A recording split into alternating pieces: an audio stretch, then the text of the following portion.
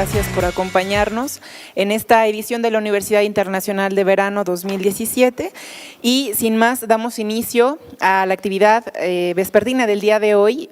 Saludamos a nuestros ponentes, les damos también la cordial bienvenida de parte del Centro Universitario de los Lagos y para empezar este homenaje a Juan Rulfo, es un honor para mí presentar al maestro Stephen Gilbert, que nos visita de la Universidad de Guadalajara, del Centro Universitario de Ciencias Sociales y Humanidades, y él nos presentará el tema en torno a la estilística pragmática, el caso de Macario, de Juan Rulfo. Leo una pequeña reseña sobre el doctor. Él estudió la literatura norteamericana y británica en la licenciatura Webster en Washington State University en 1970, maestría en literatura comparada en University of Colorado. También tiene un doctorado en literatura comparada, esto lo realiza en 1980, actualmente es profesor titular en el Departamento de Letras del Centro Universitario de Ciencias Sociales y Humanidades de la Universidad de Guadalajara.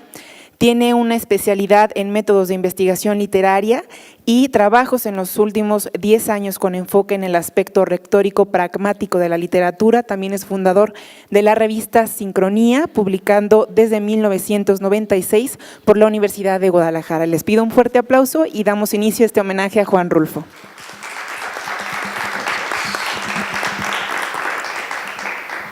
Muy amable de ustedes y gracias.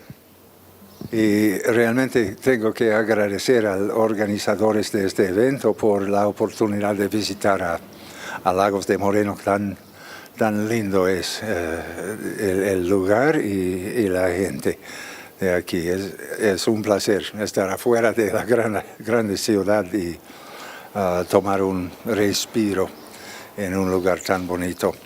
Para empezar,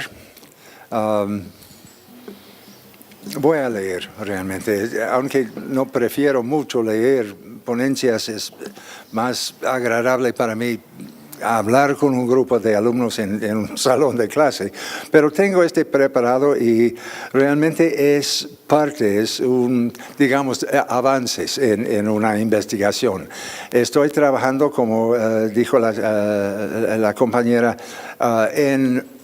empezando con una teoría, realmente, que es teoría retórica, se llama, de la literatura. La idea es explorar el texto literario como si fuera un enunciado, es decir, algo dicho por alguien a alguien. Eso es mi teoría. Es una decisión realmente, porque hay diferentes maneras de trabajar, analizar textos literarios. Es una decisión realmente tomar y explorar los aspectos o características retóricas de una obra literaria, como si fuera algo dicho por alguien a alguien, escritor a lector, por ejemplo. O, para complicar las cosas, narrador a un narratario. A veces hay narratarios adentro de un cuento y un narrador, personaje, con nombre y todo, contando una historia. Alguien adentro de la historia. Eso es una relación retórica que va junto, simultánea con la relación retórica entre escritor y lector. Y la cosa se complica aún más, aunque no tenemos que perder mucho tiempo con este.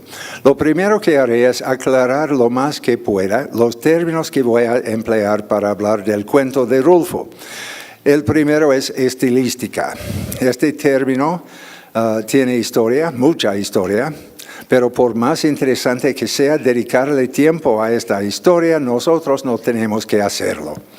Voy a empezar dando una definición precisa del término, mi propia definición, en un sentido limitado, recordando, si van a recordar, ejercicios que hacíamos en clases de lengua en secundaria o primaria. ¿Recuerdan ustedes estilo directo o estilo indirecto? El estilo directo es con comillas. Y un ejemplo es, dijo, ¿no? Hay comillas, ¿no? Dijo y luego más comillas, tengo que estar en Guadalajara mañana, comillas y comillas finales. Dijo alguien, tengo que estar en Guadalajara mañana. Hay reglas que seguir cuando uno escribe en estilo directo. La referencia a que alguien está hablando, las comillas, las citas, la indicación de que las palabras de la persona que está hablando se están citando literalmente.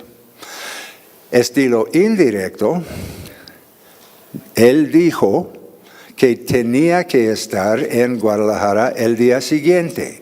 Fíjense en los cambios que tenemos que hacer. Cambio de estilo directo a estilo indirecto. Reglas que seguir cuando uno escribe en estilo indirecto. La referencia a que alguien está hablando, sin comillas, sin citas, ajustes en los pronombres, en el tiempo, en la deixis, la indicación de que las palabras de la persona que está hablando se están evocando de manera más o menos fiel.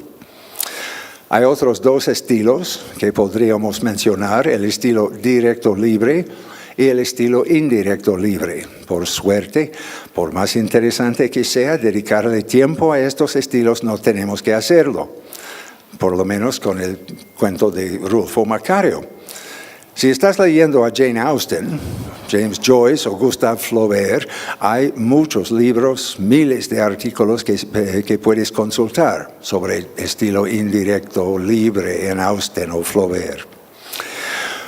Como no hay instancias de este estilo libre directo o estilo libre indirecto en Macario, podemos continuar sin complicarnos de más. Creo que tengo algo así como una definición que podría servirnos para los propósitos de este estudio.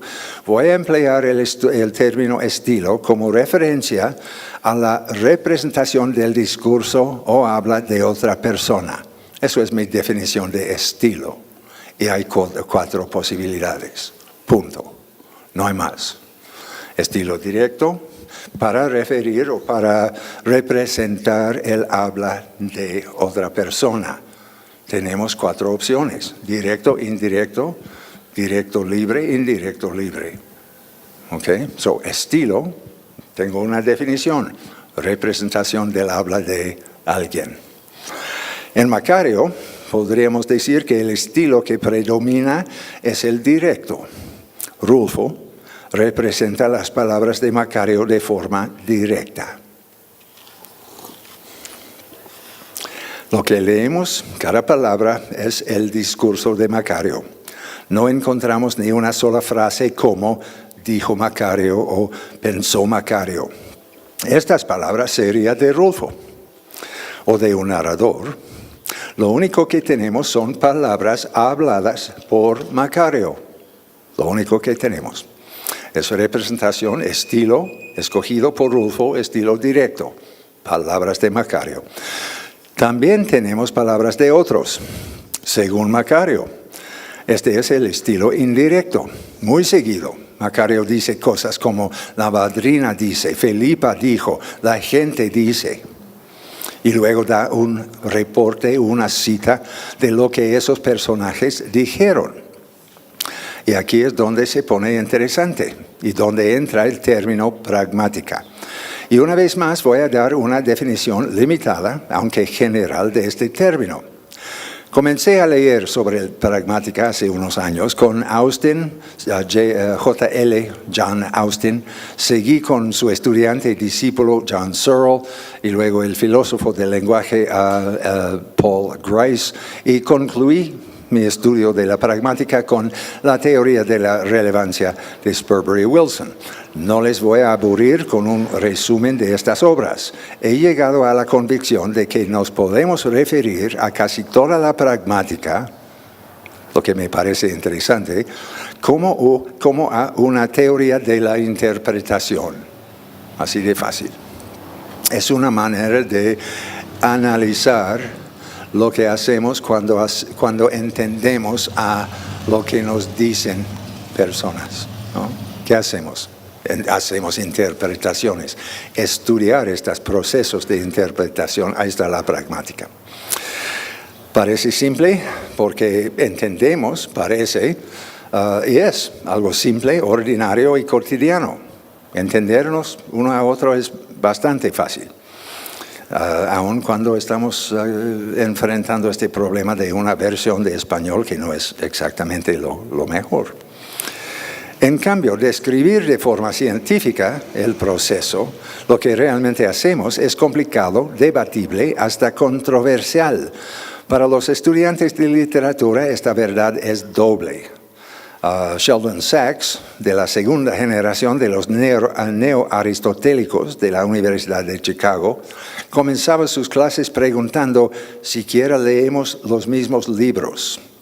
Y aunque los alumnos en efecto habían leído Orgullo y Prejuicio o Madame Bovary, les sorprendía descubrir que en alguna medida cada uno había leído libros diferentes.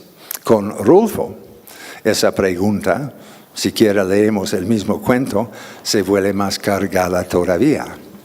En lo primero que tengo que hacer énfasis es que el objeto de estudio de la pragmática es el enunciado. Y esta es algo diferente a una frase, es diferente a un texto. Un enunciado, definida de manera simple, es algo que alguien le dice a otro. En dadas circunstancias, con algún propósito. Quizá recuerden la gran contribución a los estudios literarios de Gerard Genette, quien proponía que consideráramos un par de preguntas clave a la hora de estudiar cualquier obra narrativa literaria. ¿Quién ve y quién habla? Esa es su manera de distinguir entre discurso y historia. Más adelante voy a proponer otra pregunta que ha dado lugar a la crítica literaria más interesante que conozco, pero antes podemos poner bases.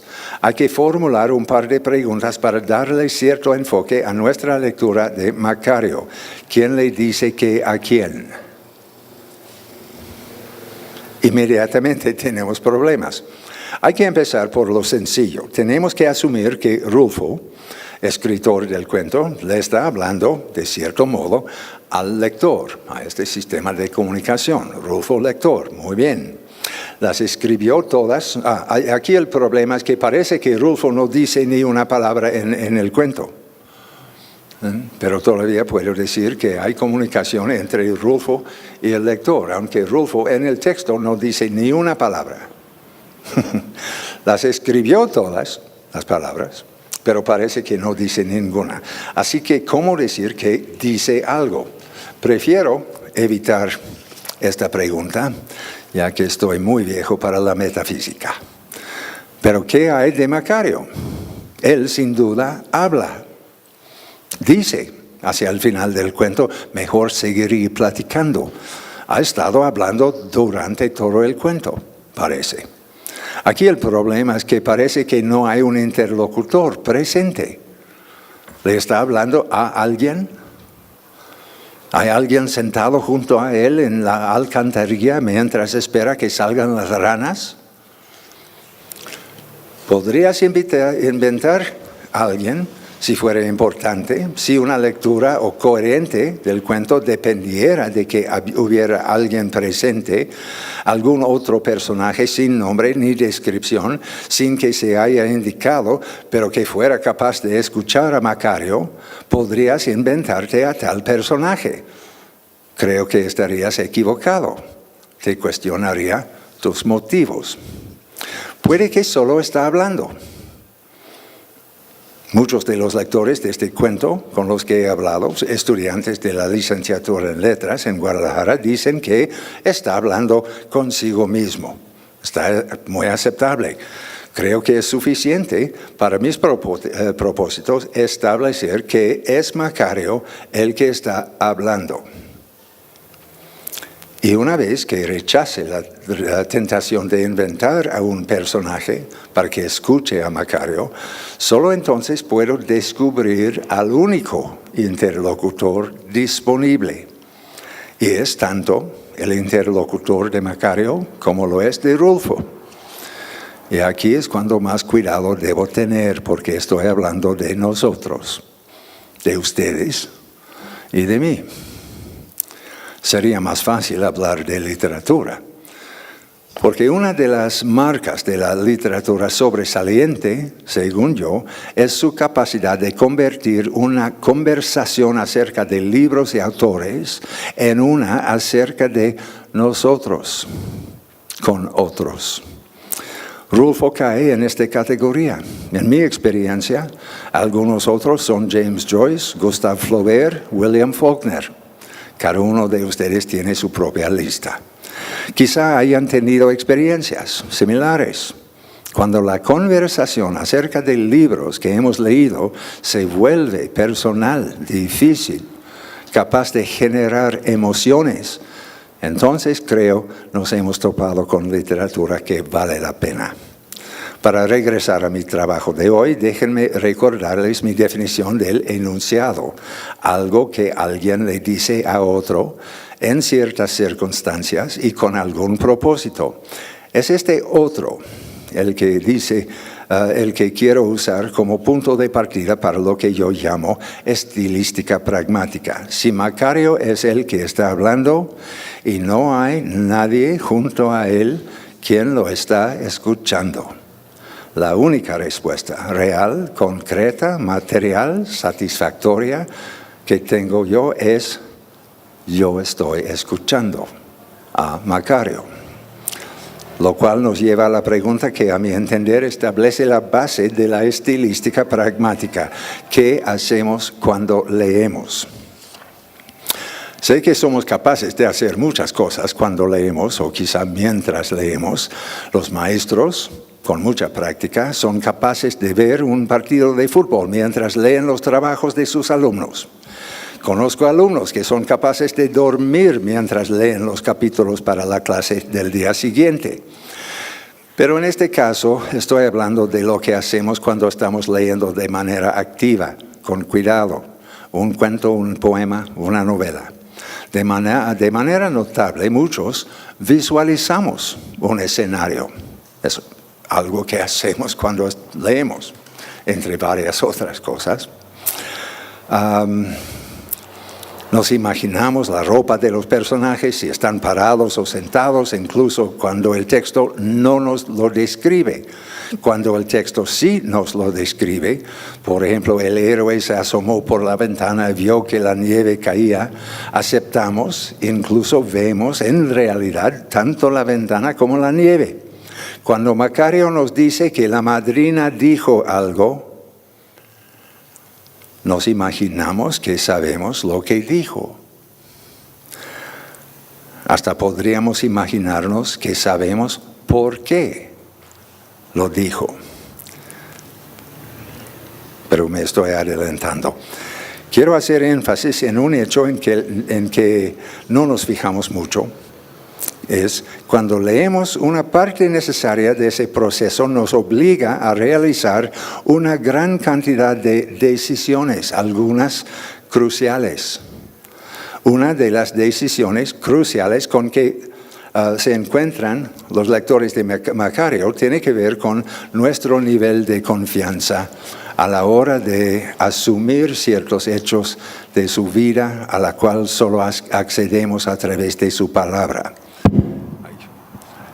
Eso es, para mí, es una cosa que me pasó leyendo este cuento. La primera vez cuando leí, soy nuevo a Rulfo, a propósito. Todos ustedes ya tienen Rulfo como parte de su vida como lector, ¿no? Yo como extranjero me costó tiempo y mi esposa insistió en que hay que leer a Rulfo. Y por fin leo a Rulfo hace como 5 años. Soy nuevo, ¿no? Como lector de Rulfo. Y ahorita un admirador, estoy asombrado por su talento, de veras. Pero recuerdo muy bien, la primera vez cuando leí este cuento, yo tomé por cierto casi todo lo que hizo Macario. No tenía alternativa. Macario dijo que la madrina dijo algo y para mí era cierto que la madrina dijo eso. Al inicio dijo ella que yo no pude dormir anoche, los ranas estaban cantando. Aquí, toma este palo, siéntate ahí a esperar que las ranas salgan y dale un golpe. Y tuve que creer que eso es exactamente lo que pasa. ¿Qué tal con sus motivos? Ni me pensé en los motivos que tenía la madrina, excepto lo que está en el texto, que es cierto que las ranas estaban cantando en la noche, no pudo dormir y ahorita quiere que Macario mata a los ranas para que duerme, para que descanse. Aceptó como cierto absolutamente todo eso. Segunda lectura. Empecé por haber leído el cuento, tenía un poco mis dudas sobre la capacidad de entender cosas de Macario. Y encontré dificultades. Esto me lleva a un término en particular, uno con mucha historia, que comienza con la publicación de La retórica de la ficción de Wayne Booth en 1961. Era un colega y miembro de la segunda generación de neoaristotélicos en la Universidad de Chicago, junto con Sheldon Sachs. En la retórica de la ficción, Booth se ocupa principalmente de reconocimiento y caracterización de lo que él llamó el autor implícito. Una de sus ideas es que el autor implícito de una obra narrativa puede ser ubicado en su relación con el narrador de la historia. Interesante. Tal vez. La prueba que ofrece para su argumento es el hecho obvio, una vez que lo notamos, que un autor como Henry Fielding fue capaz de crear distintos narradores para diferentes de sus novelas. El narrador de Tom Jones es un tipo alegre, generoso, muy platicador, incluso tiene opiniones fuertes. Mientras que el narrador de Joseph Andrews, otra novela de Fielding, es más reservado, conservador, trata de no llamar mucho la atención. Booth nos ofrece varios ejemplos de ambas novelas, así que incluso aquellos que no han leído a Fielding están dispuestos a estar de acuerdo con el argumento de Booth. Ahora, la creación de un narrador y la relación entre narrador y autor, que Booth nos invita a explorar, nos llevan al término que yo quiero emplear en mi lectura de Macario. El término es fiable o no fiable. Muchos de ustedes han oído el término narrador no fiable, pero quizá no han hecho algún trabajo en el que empleen este término en su lectura de un cuento o novela en particular. Incluso si lo han hecho, quizá no han explorado las implicaciones que tiene dicho término al aplicarlo en una lectura de Macario. Eso es lo que yo voy a hacer ahora.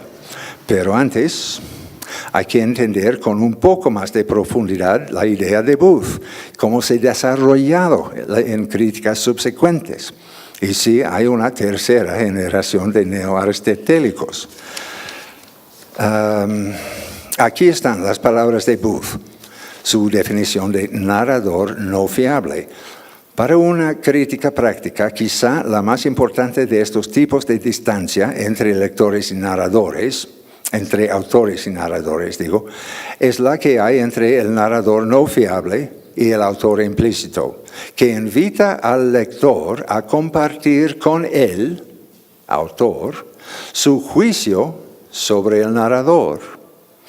Si la razón para discutir el punto de vista es encontrar cómo se relaciona con los efectos literarios, entonces, sin duda, las cualidades morales e intelectuales del narrador son más importantes para nuestro juicio que el hecho de que se trate de un narrador que habla en primera o tercera persona o de que su mirada sea omnisciente o limitada. Si descubrimos que el narrador no merece nuestra confianza, el efecto que la obra causa en nosotros cambia por completo. En 1977, David Rabinowitz, un miembro de lo que yo llamo tercera generación de los neoaristotélicos, asociados con la Universidad de Chicago, publicó una fuerte crítica a la teoría de Booth y a la vez ofreció una contribución a la teoría que me permite incluirla con algunas de mis revisiones al método que quiero llamar estilística pragmática. Rabinowitz criticó esta definición de Booth por depender demasiado de hechos extradiegéticos como lo son las normas y la ética, que dependen necesariamente de la opinión individual. Subsecuentemente modificó el enfoque con respecto a la narración no fiable. Los narradores no fiables, dice Rabinowitz, sí existen. Un narrador no fiable, sin embargo, no es el que simplemente no dice la verdad. En hecho, otro miembro de esta tercera generación de los neoaristotélicos, James Phelan, habla de los diferentes ejes en que la confiabilidad o fiabilidad del narrador se puede medir. Uno es interpretación. Hay narradores como Humberto en Lolita que cambia o que no menciona muy honestamente ciertos eventos o hechos que está pasando en su vida con Lolita. Está celebrando su propio amor, etcétera, su romanticismo, olvidando que la muchacha tiene 12 años. A su conveniencia, ¿no? Pues tiene que mencionar ciudad, pero trata de minimizar, ¿no? Eso crea una novela que todavía causa problemas. Macario no está mentiroso. Yo pienso que no está diciendo algo que no es la verdad, no está inventando cosas. Está reportando principalmente cosas que otros personajes le han dicho. Y tratando, no son mentiras. El problema que tenemos nosotros, pienso yo, es que Macario no entiende exactamente, no entiende bien. Y por supuesto, a mí parece, no entiende los motivos de ni la madrina ni Felipa. ¿Por qué me dijeron eso? Me dijeron, nada más, ¿ok? Y tengo que creer lo que me dijeron. Rabinowitz. Más bien, un narrador no fiable es el que miente, oculta información, tiene juicios equivocados en cuanto a su audiencia narrativa. O sea, un narrador cuyas declaraciones no son falsas en relación al mundo real o a la audiencia del autor, sino que son falsas respecto a su propia audiencia narrativa. Eso es una teoría de audiencias de Rabinowitz, que es un poco diferente de lo que quiero hacer yo. Yo estoy hablando del lector y qué tenemos que hacer o qué hacemos.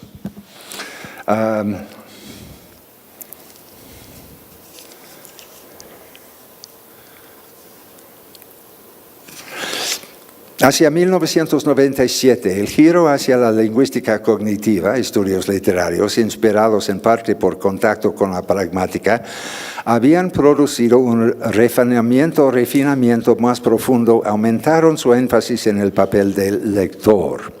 Eso es lo que me interesa. ¿Qué hacer con el cuento de Macario? Las primeras señales que podríamos considerar en cuanto a fiabilidad son los estilos distintos o distintivos que se emplean en el cuento. Rulfo, estilo directo. Palabras de Macario que Macario utiliza. No tenemos razón alguna para dudar que las palabras que Rulfo nos da son las de Macario. Pero Macario, por otro lado, hace uso extenso de estilo indirecto cuando se trata de reportar palabras de otras personajes.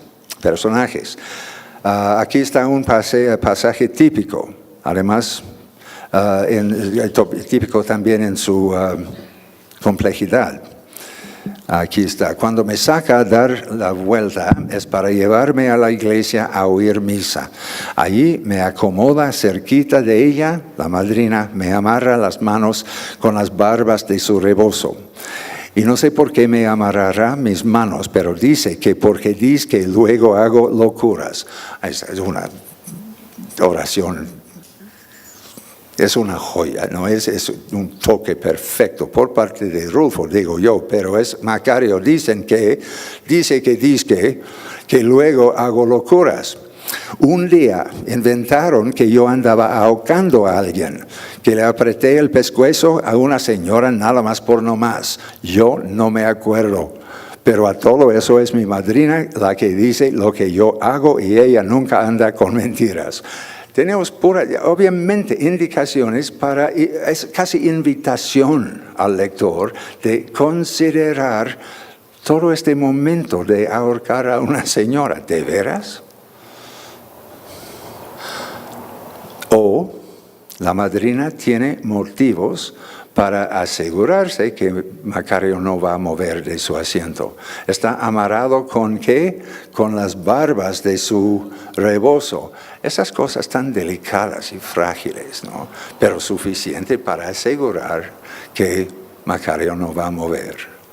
Y ahorita estoy al lado de inventar una madrina que nunca pensé en la primera lectura. Era ella el villano de la pieza, ¿no? Compartiendo solo un poco de comida para Macario, maltratando, echando mentiras sobre va a arder en el infierno, si no, etc. Y era horrible, era un monstruo. Segunda, tercera lectura, y con y lo que me fascina realmente, para concluir, no voy a... Qué bueno, no me gusta leer tanto. El hecho de que me encontré con la necesidad de tomar decisiones como lector de este cuento, imaginar que otros lectores también van a tomar sus propias decisiones, y la posibilidad de hasta ahorita imaginar, ¿no?, conversaciones con otros lectores que toman decisiones diferentes que los míos. Y esta conversación puede ser algo realmente, no sé, importante, ¿no?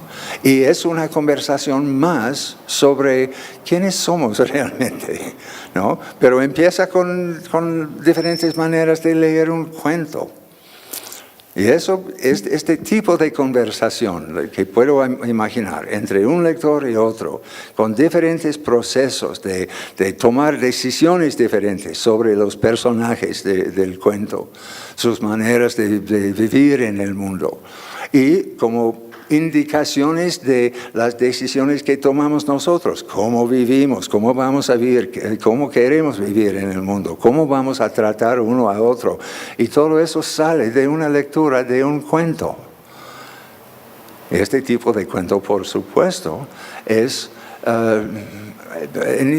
no sé, algo como indicación de que la literatura, cuando es realmente buena, nos sirve para algo, ¿no? Pero para vivir mejor, o para reconocer ciertas debilidades o errores o tendencias crueles que tenemos adentro, ¿no? Y Rulfo nos ofrece precisamente este tipo de oportunidad de ponernos en contacto con nuestra propia humanidad. Es un honor haber encontrado este lector. Es ahorita uno de los 5, ¿no? Todos tenemos listo, ¿no?, los 5 buenos. Ya están los míos, ¿no? Joyce y Flaubert, etcétera, y Faulkner. Y Rulfo, ahí está. Sin cuestión. Shakespeare, ok, es otra cosa, pero Cervantes es un universo diferente. Pero en el universo en que vivo yo, en que leo yo, ahí está Rulfo, y estoy muy agradecido. A ustedes también la oportunidad. Gracias. Y bueno, le damos un fuerte aplauso. Al final, como siempre, habrá una sesión de preguntas y respuestas para que también vayan preparando sus respectivas preguntas, y por si los ponentes queda algo pendiente que decir, daremos un espacio al final. Y ahora damos pie a que el maestro Juan Tomás Martínez Gutiérrez nos hable sobre orientarse en el universo de Comala, acerca de la percepción y el recuerdo en Pedro Páramo. Lee una pequeña reseña sobre él. Es maestro y doctor en letras por la Universidad Nacional Autónoma de México y licenciado en Letras Hispánicas por la Universidad de Guadalajara, institución en la que actualmente se desempeña como profesor investigador de tiempo completo. Es miembro del Sistema Nacional de Investigadores y sus líneas de trabajo giran en torno a problemáticas de la poética de la ficción, literatura fantástica, también literatura comparada, géneros breves, cuento y novela corta, literatura, memoria y poder político. Ha publicado diversos artículos sobre narrativa mexicana y latinoamericana. También colaboró como autor en Nada es lo que parece, estudios sobre novela mexicana de 2000 a 2009 y en el volumen 3 de Una selva tan infinita, la novela corta en México. Le damos un fuerte aplauso. Bueno, sí. Bueno, primero que nada, sí se escucha, sí, ¿verdad? Primero que nada, muchas gracias por la invitación y por la hospitalidad con la que nos han recibido. Gracias a los organizadores también. Yo preparé un breve texto que se llama así, Orientarse en el universo de Comala, acerca de la percepción y el recuerdo en Pedro Páramo. Bien. Mucho se ha escrito y dicho acerca del breve y deslumbrante universo de Juan Rulfo, y sin embargo seguimos reuniéndonos para hablar del Llano en Llamas o, como en este caso, de Pedro Páramo. Seguro el fenómeno obedece a que ante una obra como la del Jalisciense, reflexionar en voz alta frente a otros lectores cómplices es una tarea casi necesaria para reordenar las ideas luego de ese viaje por Comala que no puede dejarnos indiferentes. Es una prolongación del diálogo con los murmullos que al tiempo que llevan a la muerte a Juan Preciado nos revelan la fuerza vital de personajes entrañables y nos muestran sus tragedias.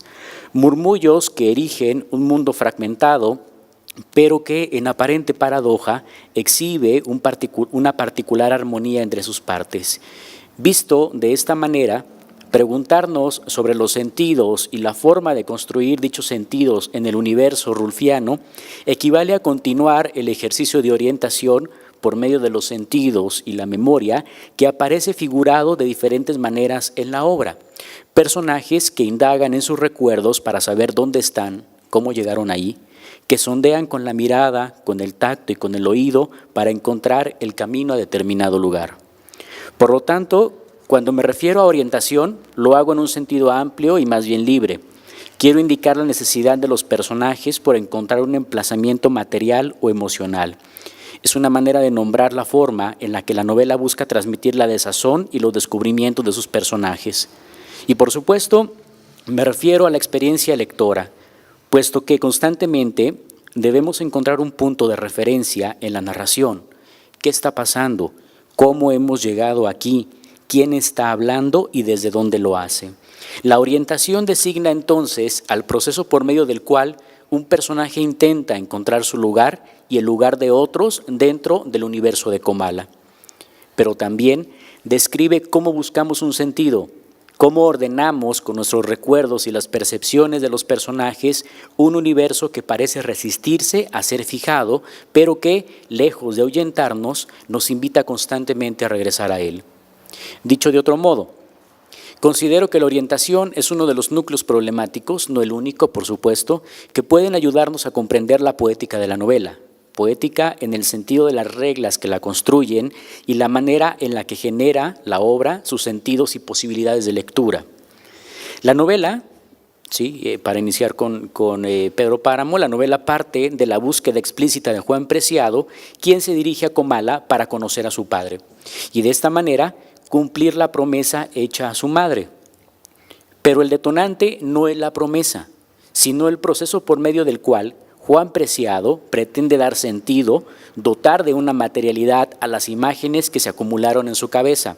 Cito: «Pero no pensé cumplir mi promesa», confiesa Preciado. «Hasta ahora pronto que comencé a llenarme de sueños, a darle vuelo a las ilusiones, y de este modo se me fue formando un mundo alrededor de la esperanza que era aquel señor llamado Pedro Páramo, el marido de mi madre. Por eso vine a Comala». Tengamos en mente la idea de acumulación y desbordamiento que se desprende de este pasaje, porque más o menos a la mitad de la novela aparece otra descripción muy similar. Como ocurre en este caso, antecede a un momento determinante del personaje, a un cambio de estado, por denominarlo de alguna manera. Aquí marca el inicio del viaje y conforme avanzan las páginas sabremos que sus sueños e ilusiones se derivan de la evocación llevada a cabo por Dolores Preciado de su pueblo, transmitida luego a su hijo. Por ese motivo, aquello que observa Juan Preciado es contrastado con imágenes prefiguradas y entre ambas surge un desfase que el personaje se empeña en comprender. De esta manera, cuando a la lejanía percibe por primera vez Comala, pregunta a Abundio: ¿por qué se ve esto tan triste? Son los tiempos, Señor. Yo imaginaba ver aquello a través de los recuerdos de mi madre, de su nostalgia. Traigo los ojos con que ella miró estas cosas, porque me dio sus ojos para ver. Y luego recuerda las palabras de su madre. Hay allí, pasando el puerto de los Colimotes, la vista muy hermosa de una llanura verde, algo amarilla por el maíz maduro. Desde ese lugar se ve Comala, blanqueando la tierra, iluminándola durante la noche. Bien, el pasaje incorpora diversas problemáticas. La relativa a las perspectivas que se entrecruzan y se traslapan, muy frecuente en la obra, no siempre en torno a un hecho concreto, sino sobre la valoración del universo en general. Relacionada con la anterior encontramos la necesidad de los personajes o del lector de saber por qué dos imágenes resultan discordantes. La respuesta no se relaciona únicamente con un problema de verdad, sino que atañe a una dimensión estética. La incertidumbre se incorpora como elemento significante y dota de sentido y belleza a la obra literaria. Juan Preciado, el hilo conductor dentro del universo de Comala, busca, tantea, calcula, ¿sí? Todas son palabras que utiliza el narrador. Es decir, procura orientarse dentro de ese universo. En la primera mitad de la novela, el problema de la orientación se proyecta en un plano evidentemente geográfico. ¿Hacia dónde queda Comala?, se pregunta Juan Preciado. ¿Cómo se sale de ella? Hay multitud de caminos, le responde en una ocasión la mujer que vive en una choza con su hermano, Donis, especie de recreación de la pareja primigenia según el mito bíblico. Dice la mujer acerca de los caminos: hay uno que va para Contla, otro que viene de allá, otro más que enfila derecho a la sierra. Ese que se mira desde aquí, no sé para dónde irá.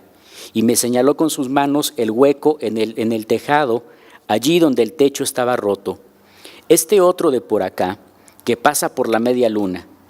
Y hay otro más que atraviesa toda la tierra, y es el que va más lejos. Así, con esa respuesta llena de enigmas, se queda Juan Preciado. Pero la cuestión de la orientación abarca por completo el plano sensorial del personaje: vista, oído y tacto. Veamos algunos ejemplos. Cuando Juan Preciado se da cuenta de que Eduviges Diada lo ha dejado solo, señala: fui caminando a pasos cortos, tantaleando en la oscuridad hasta que llegué a mi cuarto. Más adelante escucha un grito cuyo origen no puede ubicar. Dice que pudo surgir a su lado en la calle y reflexiona: no era posible calcular la hondura del silencio que produjo aquel grito, como si la tierra se hubiera vaciado de su aire. Ningún sonido, ni del resuello ni el del latir del corazón, como si se detuviera el mismo ruido de la conciencia. Tentalear, andar a tientas, calcular la hondura del silencio, conjeturar acerca de cómo un grito orada penetra en la densidad del silencio. Remata la frase con los usuales como si, que surgen a cada paso en voz de los personajes o del narrador, dando a entender que también ellos tantean con el lenguaje el universo al que pertenecen. El recorrido de Juan Preciado tiene un momento de inflexión cuando conoce a la ya mencionada pareja de hermanos incestuosos. Después sale a caminar, sigue las voces, siente que le falta aire. Estamos ante la incorporación de Juan Preciado al coro de voces de Comala. ¿Quieres hacerme creer que te mató el ahogo, Juan Preciado?, le pregunta Dorotea a su ahora compañero de tumba. De no haber habido aire para respirar esa noche de que hablas, nos hubieran faltado las fuerzas para llevarte y contimás para enterrarte. Y ya ves, te enterramos. A pesar de lo extenso del siguiente pasaje, considero que vale la pena recordarlo para ver cómo nuevamente surge el fenómeno de la acumulación y el desbordamiento. Bien, cito: Es cierto, Dorotea, me mataron los murmullos. Y luego recuerda las palabras de su madre. Allá hallarás mi querencia, el lugar que yo quise, donde los sueños me enflaquecieron, mi pueblo, levantado sobre la llanura, lleno de árboles y de hojas, como una alcancía donde hemos guardado nuestros recuerdos. Sentirás que allí uno quisiera vivir para la eternidad. El amanecer, la mañana, el mediodía y la noche, siempre los mismos, pero con la diferencia del aire. Allí, donde el aire cambia de color, cambia el color de las cosas, donde se ventila la vida, como si fuera un murmullo, como si fuera un puro murmullo de la vida. Y luego regresa con Dorotea y le dice, sí, Dorotea, me mataron los murmullos, aunque ya traía retrasado el miedo. Se me había venido juntando hasta que ya no pude soportarlo, y cuando me encontré con los murmullos, se me reventaron las cuerdas. Ahí termina la cita. Si primero se llenó de sueños hasta tomar la resolución de salir a conocer ese lugar que su madre había formado con sus evocaciones, ahora son los murmullos los que han terminado por desbordarse. Sueños y murmullos se relacionan con los recuerdos de Dolores Preciado. Juan Preciado es quien intenta darles forma. Murmullos y sueños se concretan, se materializan en Comala, en los restos de lo que fue.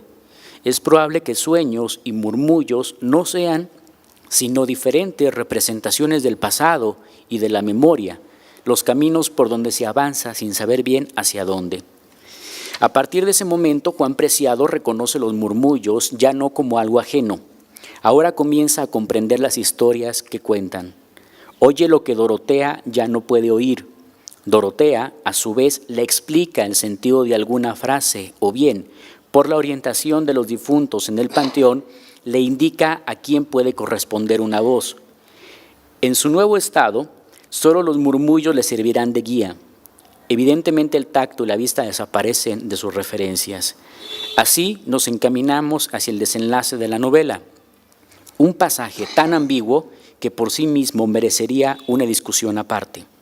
En consonancia con el proyecto estético de Rulfo, el final no podría ser menos oscuro. Más allá del final argumental de la novela, persiste la desorientación. Los lectores podemos conjeturar acerca del o los victimarios de Pedro Páramo, o si realmente hay alguien, además de él, que causa su muerte. Hay incluso un par de artículos que retoman este pasaje último de Pedro Páramo, uno de ellos de Alberto Vital, que se titula así, ¿Quién mató a Pedro Páramo?, y hace unos análisis partiendo de las diferentes ediciones y cómo Rulfo fue modificando el final hasta que lo deja completamente ambiguo, ¿sí? Entonces, sí lo han hecho y son muy interesantes. Bueno, por otra parte, y a manera de conclusión, propongo que la necesidad de orientación que temáticamente aparece constantemente en la novela en voz de varios personajes se proyecta a su construcción narrativa. Ya lo había percibido Ricardo Piglia en su ensayo Secreto y Narración. Rulfo, decía Piglia, es uno de los grandes renovadores de la prosa moderna. Entre otros, él cita a Henry James, a Scott Fitzgerald, a Onetti, que tienen además la característica o tienen en común el hecho de haber escrito novela corta. ¿Sí? Entonces también, porque hacia allá va la intención de Ricardo Piglia. Dice, Rulfo es uno de los grandes renovadores de la prosa moderna. Su narrador se corresponde con lo que él denomina, o sea, Piglia denomina un narrador débil, ¿sí? Aquel que narra un acontecimiento que no termina de entender y avanza a tientas. Bien, el término narrador débil es de Ricardo Piglia y no tiene ninguna connotación negativa. Describe una manera de figurar dentro de la novela que tiene que ver con cómo se figura un proceso cognitivo. No sé si tiene algo que ver con esta idea del narrador no fiable, ¿sí? Pero sí tiene que ver con la necesidad de crear un narrador que conforme va avanzando en su narración va tratando de comprender, ¿sí? De comprender la materia de lo que está narrando, ¿sí? Por eso regresa sobre James, sobre Fitzgerald y sobre Onetti, ¿no? No quiere decir que la novela carezca de un plan y que el lector se vea la necesidad de crear un sentido cualquiera para no perderse. Lejos de eso, Rulfo ha creado un universo complejo que es capaz de despertar en el lector la idea de una orientación deseable y posible. una multiplicidad de sentidos y no una carencia de ellos. Por eso, un lector puede leer y releer Pedro Páramo siempre con gozoso desasosiego, porque al final de la lectura un universo nuevo o renovado se nos revela. Atravesamos como sus personajes, tanteando con sus sentidos y sus recuerdos, con palabras ajenas, cruzando entre neblina o humo o no sé qué, como dice Miguel Páramo cuando narra su propia muerte, frase tan bella y enigmática que Cristina Rivera Garza lo retoma en el título de su libro sobre Rulfo, y sin embargo, al contrario de lo que pasa con ellos, con los personajes, nosotros nos habremos enriquecidos por una de las ficciones literarias más fascinantes que se hayan conocido jamás. Gracias.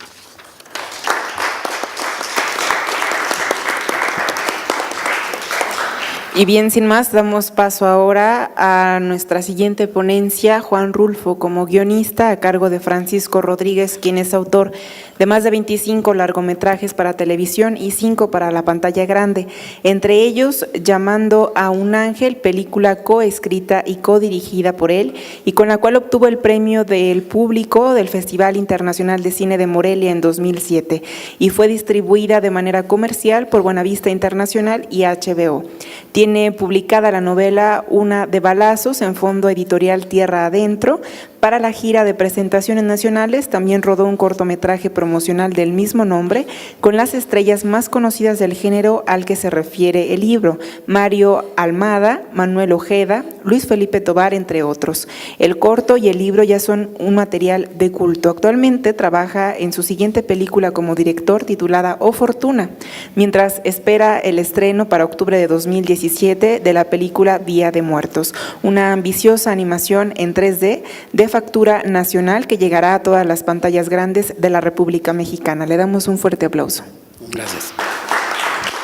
Gracias.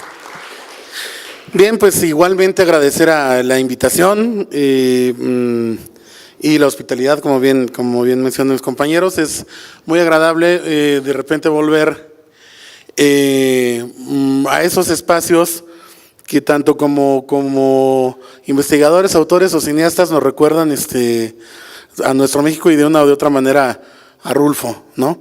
De las calles, de las carreteras, los caminos, bueno, ahora que venía para acá se me había olvidado qué bonito era Lagos, ¿no? Hace mucho que no venía. Bien, bueno, yo voy a hablar sobre el paso de Rulfo en el cine y de cierta manera también de un poquito su trabajo como guionista. Y primero, lo que me gusta es dar una especie de marco teórico de cuál es la postura del autor en el mundo del cine. Yo les voy a platicar más que a leer, ¿no? El mundo del cine tiene una cuestión que es un hijo del cine, es hijo del arte y es hijo de la industria. Y es hijo de más cosas, por no decir otra cosa, ¿no? Pero en el cine hay que recuperar la inversión, por un lado, de manera casi inmediata. Los productores eso es lo que piensan, y hay otra parte donde los productores piensan en que pueden recuperarlo haciendo un producto artístico, ¿no?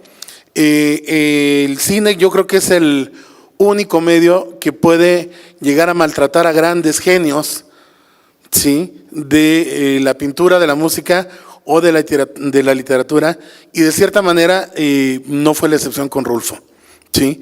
En el mundo del cine, los productores, los inversionistas, hay veces en que ni siquiera conocen el texto en el cual están invirtiendo, pero si es de fulanito de tal, entonces confían, o si su secretaria o sus lectores, sus dictaminadores, les dicen que el guión es bueno o que la historia vale la pena, invierten.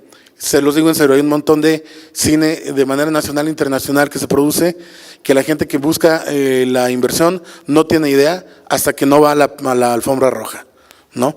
Y bueno, el interés del maestro Rulfo con el cine se da por la relación que tiene con Roberto Gabaldón y ese primer acercamiento que tiene tomando fotografías detrás de los rodajes, tomando esas famosas fotografías de cuando hizo el documental Gabaldón sobre el metro, sobre el tren en la Ciudad de México. Viene esta parte donde invitan a Rulfo a que forme parte de la industria primero como dictaminador, leyendo guiones de otras personas, diciendo cuáles valen la pena o cuál texto que existe habría que mejorar. Posteriormente lo invitan a que sea supervisor. El Estado tenía un puesto muy curioso, donde como se hacían muchas películas sobre la revolución en esa época y muchas películas históricas, el puesto que le dan a Rulfo es para que él esté en el rodaje y se dé cuenta de que la manera en que están retratando a México sea digna.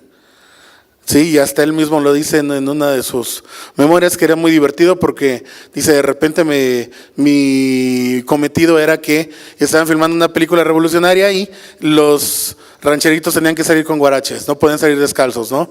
Y entonces a veces lo único que yo hacía en los rodajes era que a todo el pueblo le compraban guaraches para que salieran como extra, ¿no? Y ese tipo de cosas tan coloridas que podía ver el maestro, obviamente las comienza a aterrizar, se dan, las platica en el medio y se hace una figura reconocida, y entonces, bueno, filman Talpa, que es una película que a Rulfo no le gusta, ¿sí? No le gusta finalmente cómo queda la película, eso se sabe en la industria, y entonces la reacción inmediata es, bueno, vamos trabajando un texto que sea completamente tuyo, ¿no? Y en ese momento Rulfo estaba escribiendo una novelita que se llamaba El Gallero. Era una novela tal cual, no era un texto cinematográfico como muchas veces después se llegó a pensar, y obviamente la literatura y el cine tiene siempre como esta pugna, ¿no? El autor de guiones cinematográficos exclusivamente está, digamos, en un nivel inferior al creador de narrativa, al creador de literatura. Entonces, pero Rulfo sí estaba trabajando el Gallero, y él lo que ve es una oportunidad de que pueda convertirse en película porque tenía muchos elementos folclóricos y muchos elementos populares, y que era lo que en ese momento andaban queriendo producir, ¿no? Entonces él termina de escribir la novela y hace una adaptación de su propia obra, que cuando la revisan pasa lo que sucede un montón de veces cuando se toma una obra literaria a una obra cinematográfica, ¿no? Casi la mitad del material, que es muy artístico o metafórico, y en el cine no le ven manera de producir o no le ven manera de llegarle o acercarse a lo que está proponiendo, ¿no? Es un poquito como, por ejemplo, para entender, si leemos nosotros El Nombre de la Rosa, que son 800 páginas, prácticamente 400 páginas son una novela policíaca y 400 páginas es todo este tratado de teología sobre la pobreza de Cristo, ¿no? Entonces, obviamente, cuando te llega un material así, al momento de hacer una película, inevitablemente te quedas con las 400 páginas de novela policíaca, y de lo demás tomarás un poquito, ¿no? Y fue lo que sucedió cuando reciben el texto del Gallero, ¿sí? Que el productor sentía que había ahí algo. Obviamente estaba la premisa, era muy interesante, la cuestión de la fortuna, la cuestión de la suerte, estos elementos de jugárselo, de tener estas figuras de la rueda de la fortuna, el sol, el oro, los albures, los palenques, todo ese material que estaba en el texto. Visualmente sí era muy atractivo de producir, pero le hacía falta el drama que exige la estructura cinematográfica, ¿sí? Y entonces el texto que escribió Rulfo va a dar a manos de García Márquez y de Carlos Fuentes. Y los dos que tenían mucho más colmillo. Fuentes había estado escribiendo ya más guiones de los tres era el más experimentado como guionista. Y García Márquez, hay un momento en el proceso donde siente que está destrozando la obra de Rulfo y abandona la adaptación, ¿sí? Y es curioso porque es lo mismo que le pasa a García Márquez con sus adaptaciones, ¿no? O sea, son autores con los que el cine no los ha tratado bien.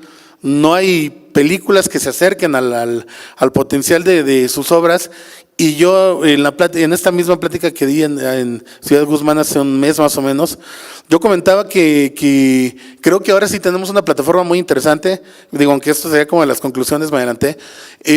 Tenemos una plataforma muy interesante con el streaming y las series de televisión, donde creo que ahora sí podemos hacer, la imagen sí podría acercarse a retratar lo que estos autores lograron hacer en el papel, porque no puedes meter en 90 minutos, de repente, o 120 minutos, anécdota y metáfora. Es muy complicado, ¿no? Como autor de guiones se los digo. Pero bueno, regresando a la película del Gallo de Oro, el Gallo de Oro finalmente Fuentes le da como que ese poder que necesitaba de la estructura cinematográfica que ya conocía, y filman la película, y filman una película que para la época, que son ya los 1964, es una película muy colorida, muy optimista, muy de México de postal, que le va bien en el extranjero, que le va bien en taquilla.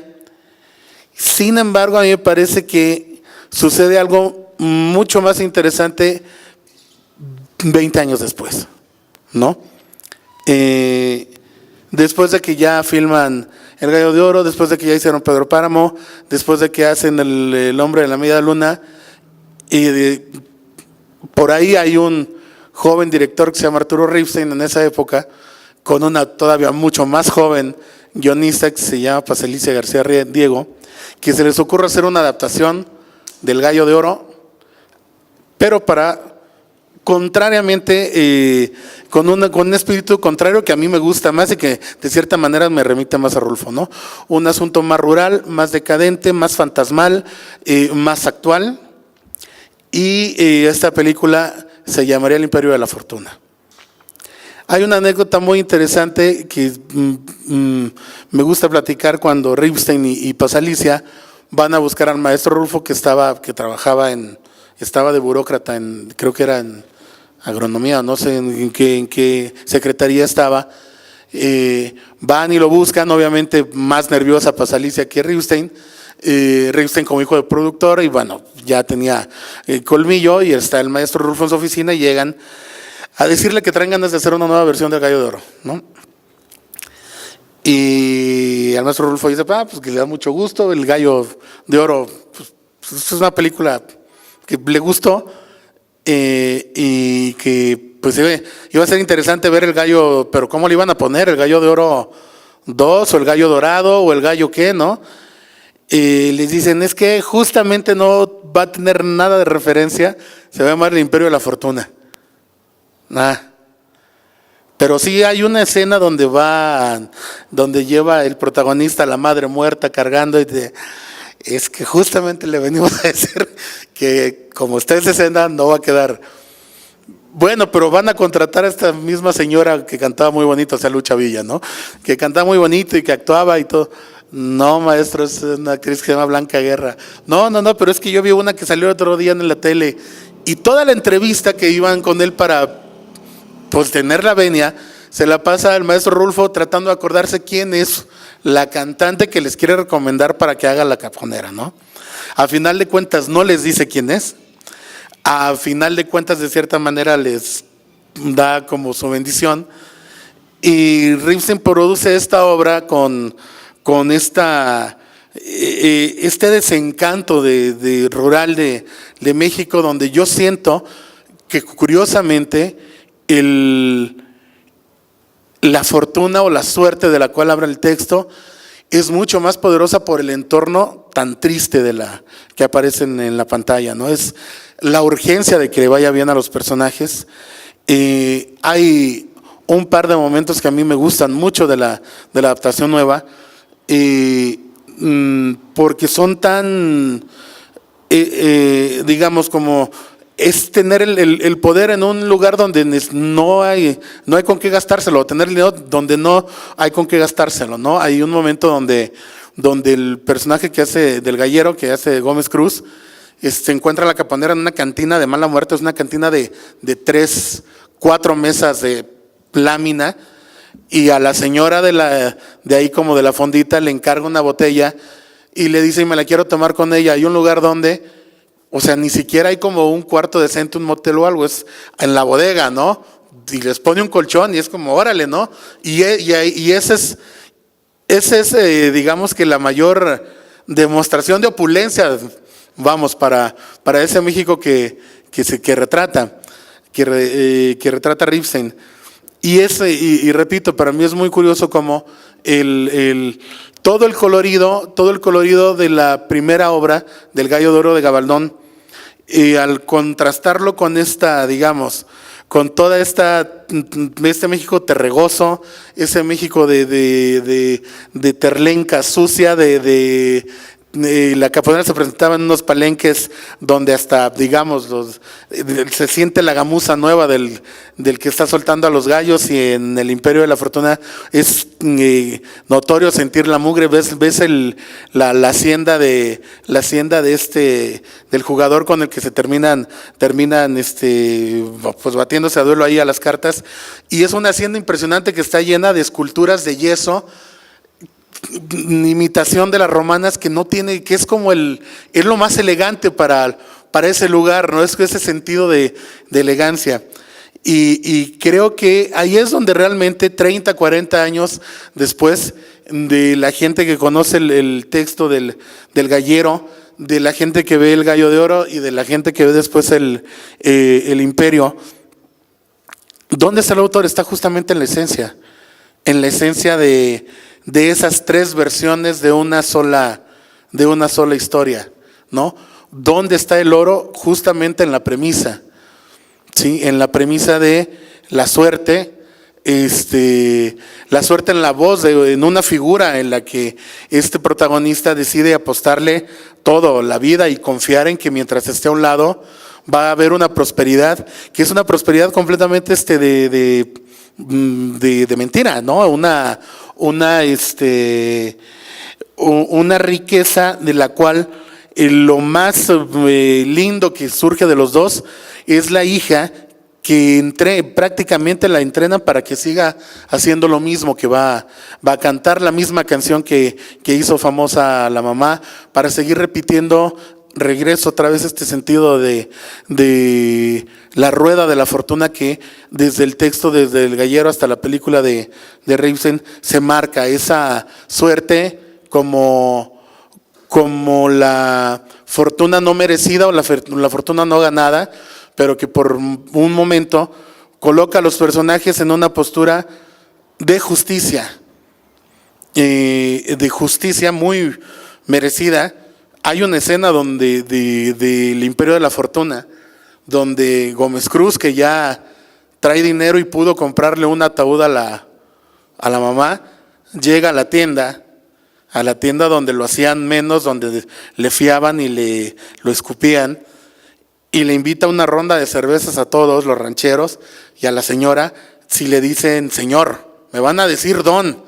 Y porque yo ahorita soy el que aquí trae dinero y ustedes son unos muertos de hambre, y usted también dices, o sea, ¿cómo reacciona el mexicano fascino? De repente tiene el dinero y ahora yo soy el don, ahora yo soy el del poder. Y tarde o temprano todos los que están en la película, los tres personajes, saben que hay que disfrutar ese momento de fortuna, porque se va a ir. Porque se va a ir, y depende de la vida de un gallo, y de la voz de una mujer, y de la fe en sí mismo de un protagonista que no tuvo nunca, y que en esas figuras es donde lo representan, de donde él se agarra para poder ser. Y ahí es donde yo siento que el espectador internacional, pero sobre todo el espectador mexicano, nos podemos ver en ese momentito que esperamos toda la vida, donde la diosa Fortuna nos permita que ganemos una para usarla a nuestro favor, dure lo que dure, ¿sí? Y bueno, creo yo, ya como conclusión, aunque me adelanté un poquito, creo yo que tanto Pedro Páramo pero sobre todo Pedro Páramo es una serie de televisión que yo podría pensar que en 12 capítulos de una hora podríamos podríamos conocer, podríamos acercarnos, podríamos llegar. A mí me tocó ser dictaminador de la productora que tuvo la UDG y yo leí el guión que hizo Mateo Gil, es un director español que colaboró al principio con Alejandro Amenábar cuando hicieron Tesis, Abre los ojos y todo eso. Y Mateo Gil escribió una versión de Pedro Páramo que quería hacer con Gael. Y me parece que sigue siendo la misma situación o el mismo problema, ¿no? De repente es imposible adaptar en tan poco tiempo tanta vida, ¿sí? Y el espectador nacional está muy acostumbrado también a cierto ritmo que la obra literaria al momento de ser llevada a la obra cinematográfica no lo permite, ¿sí? Y para poder respetar eso es cuando yo siento que sí sería muy interesante ahora con la nueva plataforma, con el streaming. Si no entiendes algo, vamos, te regresas y ves el capítulo 1, si no, es como si hicieran 100 años de soledad, ¿no? Dices, va, perfecto, tengo en mi plataforma los 12 capítulos y ahora cuál buen día es, ahora cuál es, déjame regreso y lo veo, y comprender y enriquecerse con la obra, ¿no?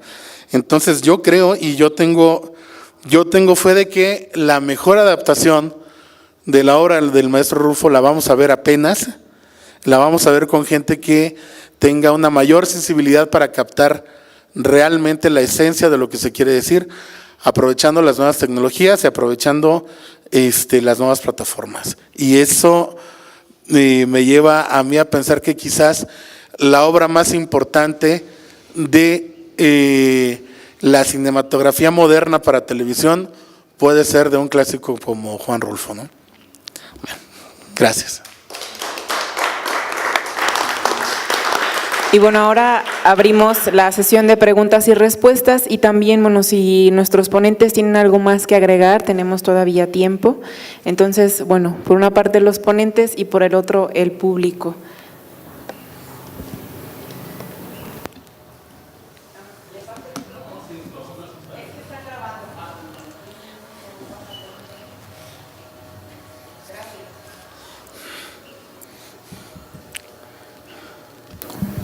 Bueno, primeramente felicitar a la Universidad de Guadalajara por se le llama de verano, y decirle a la casa universitaria que reconocer ¿cómo se llama el que están reconociendo ahorita? El que cumple 100 años, ahorita se me… Juan Rulfo. Juan Rulfo. Para mí es un placer que habló el doctor sobre El Llano en Llamas, al otro doctor sobre Pedro Páramo, y realmente a mí me gusta mucho el cine. A decirle a Francisco Rodríguez, el cineasta, de que realmente para mí vi una película y la sigo viendo, que es El Gallo de Oro, y también vi El Imperio de la Fortuna, ¿sí? Entonces, para mí la primera me impactó mucho porque refleja el contexto de ese México rural, cómo se hacían las ferias, de qué manera jugaban, cómo eran los palenques, y luego cómo López Tarso, cómo inicia la película llevando a su mamá en el ataúd, como tú dices, ¿sí? Que en ese momento se llamaba Nicho Pinzón, ¿verdad? Nicho Pinzón, entonces le regalan el gallo de oro. El gallo, Lorenzo Benavides, que después es el que se hace una amalgama pensando que Nicho Pinzón cantaba la caponera y por eso ganaba las peleas. Y se hace de mucha fortuna, que después con Gómez Cruz hace el Imperio de la Fortuna. Una pregunta, para ti, ¿cuál es de esas películas es la mejor? Porque para mí las dos me impactaron mucho, las dos películas, y son buenísimas películas que nos reflejan el contexto, que a veces se dice, ¿de qué manera salgo adelante de este mundo que es tan difícil? Bueno, yo creo que las dos son grandes películas, tal cual como lo mencionan. El Gallo de Oro, justamente, el impacto que tiene en el extranjero, eso era lo que buscaban.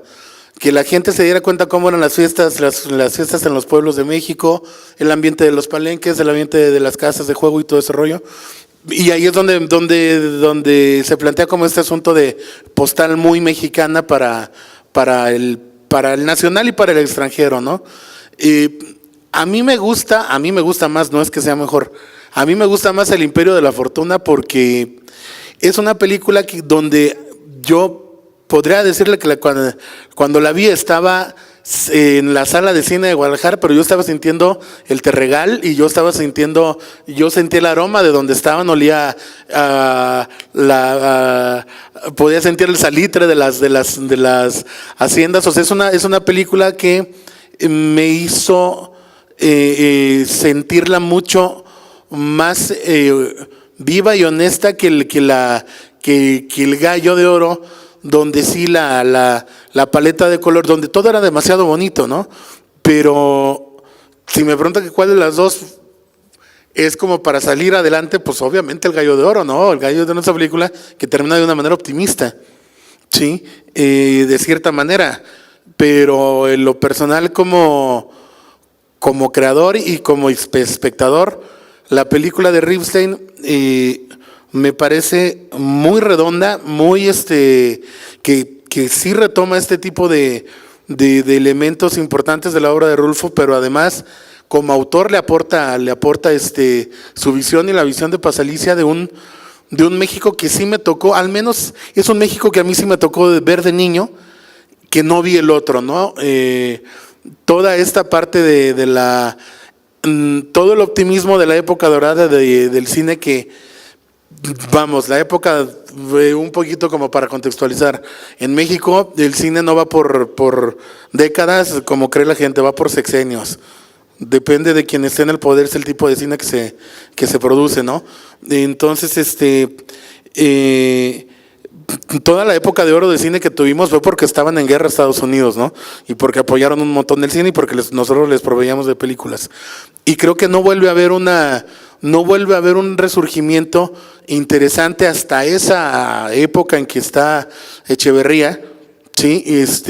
Cuando Ripstein y Casals y Jaime Humberto hacen películas más atrevidas y más interesantes, y entonces esa visión más atrevida y más tangible, al menos para mí, es lo que me mueve de la película de Ripstein, que de niño y de chiquillo anduve por ranchos que vi de esa manera. Yo vengo de una familia de circo, entonces esta especie de teatro donde se presenta la caponera, que es el teatro para ellos, como unas ruinas de este tipo, una carreta, los focos como de Navidad, ya es lo que hace que sea el teatro, 2, 3 cositas abajo y era el show, y la gente se acercaba con su sillita, y esos elementos que para mí son más orgánicos, es lo que me hace que me siga trayendo. Y si está la película en la tele y yo estoy dando zapping y me paro, y son detalles que, por ejemplo, cuando estas noches, estas madrugadas eternas, cuando juegan se me fue el nombre del actor, Parodi, que está Parodi con todos jugando póker, y que uno de los jugadores, Walt Rubinsky, está siempre dormido en un sillón, porque es el doctor que cada 4 o 5 horas tiene que inyectar a uno de los jugadores, y ahí lo tiene, ¿no? Esos elementos para mí me gustaron mucho porque le dieron mucha verosimilitud a la obra que yo estaba viendo, ¿no? Pero es un gusto personal. Uh-huh.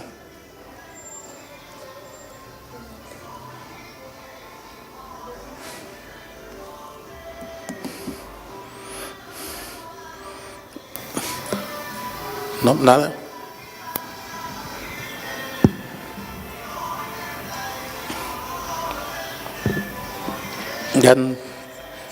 Pues entonces yo voy a participar.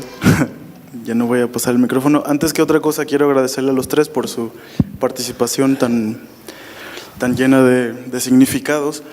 Y la pregunta, aunque es para ti, Francisco, me gustaría que la pensáramos entre todos, y tiene que ver justo con las ideas que plantea, por ejemplo, el doctor Stephen o Juan Tomás, en relación con que los textos de Rulfo no son solo estos textos en los que se plantea México en ese momento, sino son textos vanguardistas, también son textos muy, muy poéticos, Y me pareció muy atinado que dijeras que estas nuevas plataformas justo permiten una aproximación mucho más profunda, más completa al mundo rulfiano, digamos. Porque no solo es esto que decimos, sino también está ahí Faulkner y Stevenson en esta cuestión de los personajes que no son tan fidedignos, que te permiten cuestionarte lo que tú estás viendo. Me gustaría preguntarte en qué tendría que diferenciarse una obra de Rulfo, una nueva versión de Pedro Páramo, por ejemplo, qué tendría que ser distinto a las otras para que llegara a tocar todas esas multiplicidades que los textos de Rulfo permiten, ¿no? Porque otra vez no es solo esto rural y la tierra, sino es poesía también y son muchas ideas trabajando en esa línea.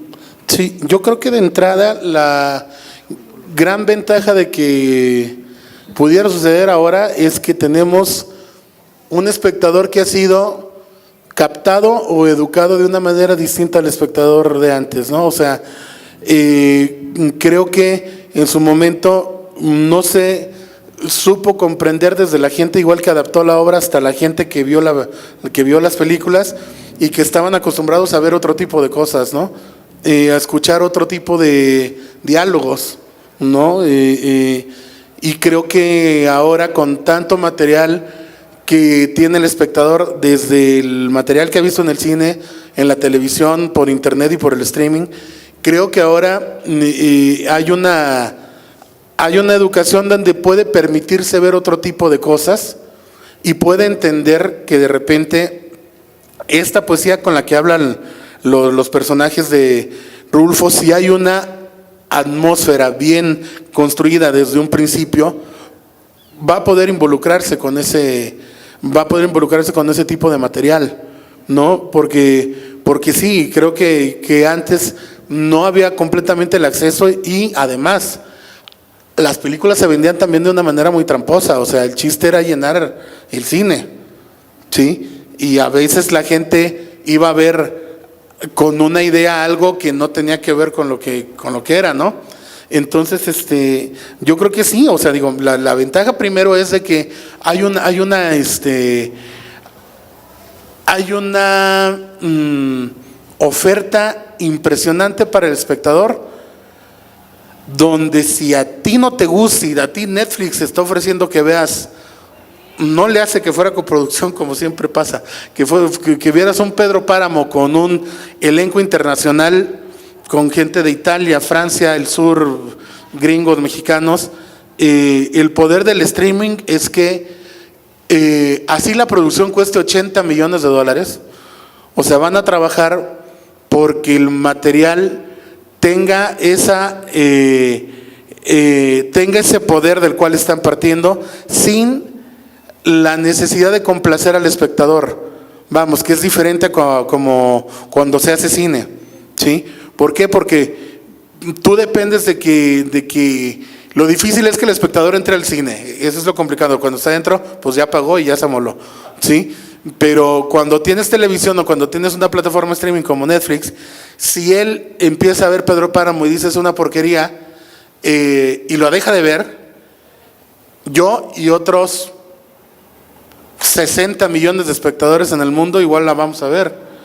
Y por el $1 que estamos pagando al mes ya pagamos la producción, ¿sí? Entonces, ¿cómo cambió? Lo digo rápidamente. Desde que HBO empezó a producir series de televisión, no pensaron en el espectador. Eso fue lo que cambió. No pensaron en darle gusto al espectador. Pensaron en hacer obras interesantes y sólidas con personajes complejos que retaran de cierta manera a la forma como se había hecho televisión toda la vida.